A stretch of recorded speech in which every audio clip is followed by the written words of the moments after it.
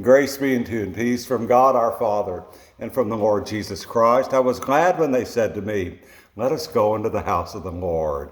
I'm Father Steve Sellers, and this is Dot. And this is our brief daily message of hope. And thank you for tuning in today. You know, I had a wonderful song going through my mind this morning called I Am the Bread of Life. This is a very popular song from the 1970s and 80s and still played a lot in churches now. It's got a beautiful, catchy, memorable sound to it.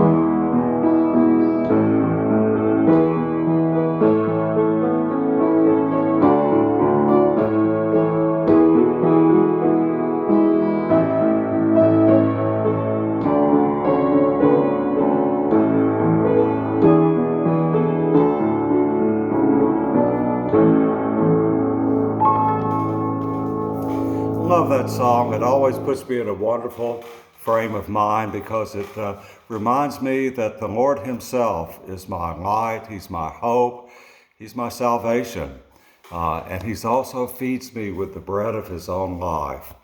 And that's a powerful thing for me to remember in my life and for a lot of other people to remember today also. But the big news for us today and the good news amidst all the bad news that's in the world today is that the Lord continues to give Himself to us. His love, His mercy, His compassion, and we need those things desperately today. All of our friends in Louisiana who have just suffered through a almost Category 5 hurricane that's causing great flooding now is just one example. The deadline for removing our citizens and our troops from Afghanistan is right upon us tomorrow. The news is scary, but it's also great news when we realize that we belong to the Lord. And we're His, He loves us, and He's the one who gives Himself to us over and over again, freely. When I talk to children, I remind them that when they have a birthday, they get a present usually, many presents sometimes. Or at Christmas, they get presents. On graduation, they get presents.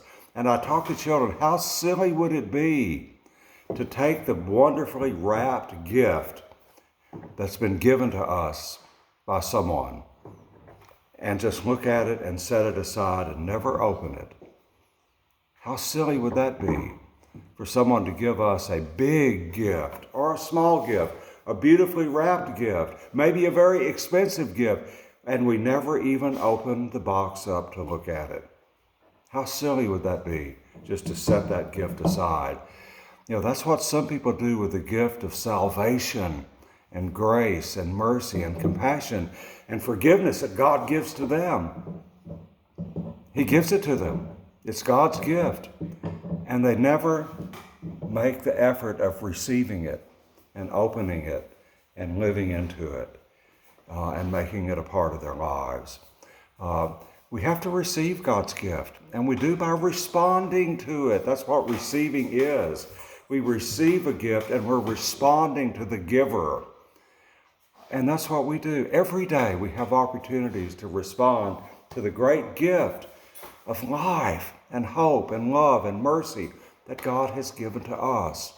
We've got to respond to it, or else we're just taking that gift and setting it aside. And that's really not a good way to treat someone who gives us something for free. And God's gift of salvation is free.